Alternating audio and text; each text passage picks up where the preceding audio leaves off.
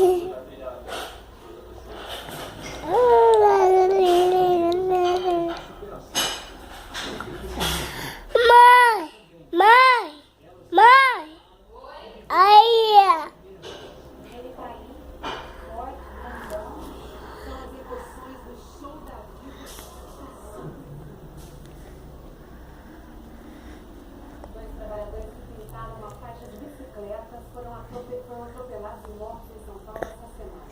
A motorista, embriagada, fugiu sem socorrer as vítimas. Casos assim se repetem ano após ano.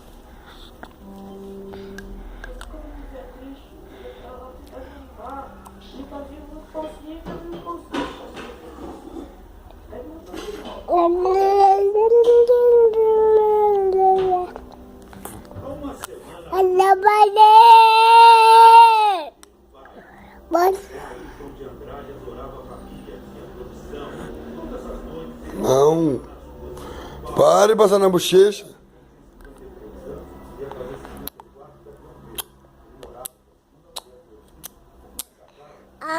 Morava na Grande São Paulo. Ao todo, 5 metros. Sábado, dia 17, saiu mais uma vez para trabalhar. Desceu essas escadas e não voltou mais.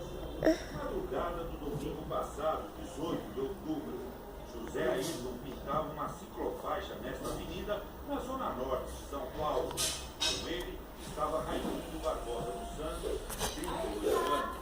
Os dois eram amigos desde o Piauí, onde nasceram.